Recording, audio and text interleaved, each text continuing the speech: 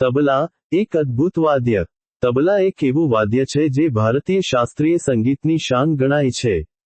પરંતુ, શું તમે જાણો છો કે તબલા સાથે જોડાયેલી કેટલીક રોચક વાતો?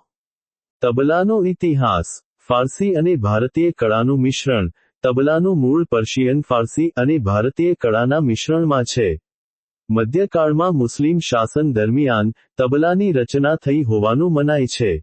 કેટલાક વિદ્વાનો માને છે કે 13મી સદીના કવિ અને સંગીતકાર અમીર ખુશરોએ પખાવાજને 2 ભાગમાં વહેંચીને તબલાનું નિર્માણ કર્યું હતું.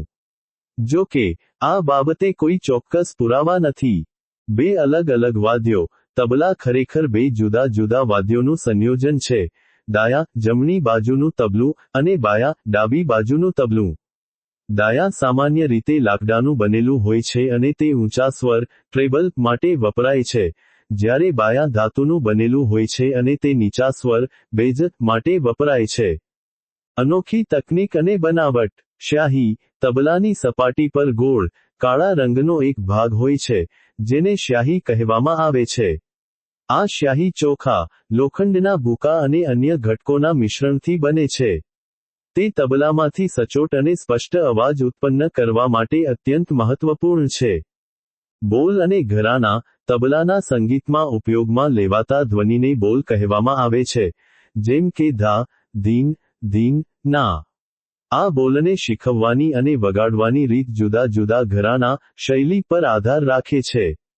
ભારતમાં દિલ્હી, અજરારા, લખનૌ, ફારુખાબાદ, બનારસ અને પંજાબ જેવા મુખ્ય ઘરાના પ્રચલિત છે.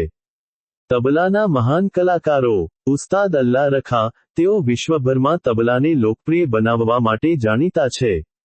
પંડિત રવિ શંકર સાથે તેમની જોડીએ ઘણા શ્રોતાઓને તબલાથી પરિચિત કરાવ્યા. ઉસ્તાદ ઝાકિર હુસૈન. ઉસ્તાદ અલ્લા રખાના પુત્ર ઉસ્તાદ ઝાકિર હુસૈન એક આંતરરાષ્ટ્રીય સ્તરના કલાકાર છે. તેમણે તબલાને ફક્ત ભારતીય શાસ્ત્રીય સંગીત પૂરતું જ સીમિત ન રાખતા, અન્ય સંગીત શૈલીઓ જેવી કે ફ્યુઝન અને જેઝ સાથે પણ જોડ્યું છે.